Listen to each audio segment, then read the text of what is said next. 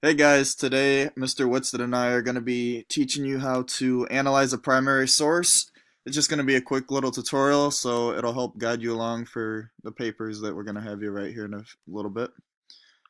Alright, so what is a primary source?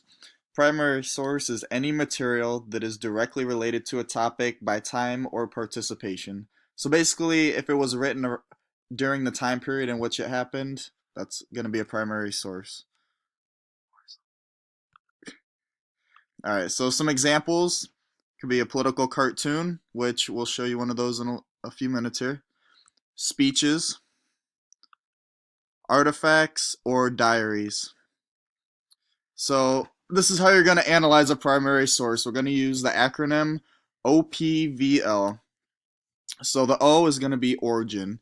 Basically, who wrote the document and when was the document written? Purpose. What is the document serving? What are we learning from the document? This is to give a value is insight. So what are we further learning about the document? And limitations, which is going to be bias. Is it one-sided or is there some neutralness to it? All right, class. Now we're turned over to me, Mr. Whitsitt. Thank you, Mr. Heyer. All right, we're going to go ahead and practice an OPVO really quickly. As you can see, this is one where we have Truman on one side, Stalin on the other. Kind of classical Cold War model. Okay, so origin. 1940s, late 1940s to be honest. It's during the Cold War era.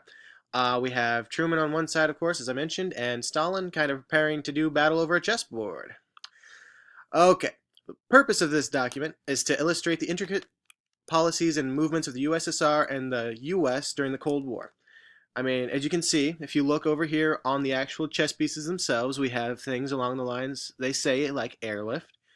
This one says Berlin blockade. This one says, I believe, Eastern Bloc. Can't quite tell, but along the lines, it's just kind of summarizing the various like events, policies, things that each country did during the Cold War.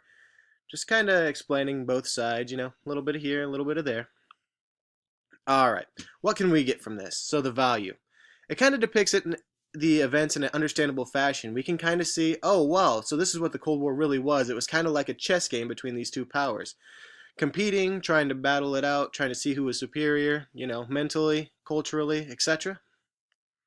All right. Now getting on to the limitations. It doesn't really consider the other world powers during the time period. I mean, of course, we have the two main. We have the United States and the Soviet Union, but of course, the non-aligned movement will eventually come into creation. Countries that weren't really on either side, like Pakistan or Turkey, things along that line.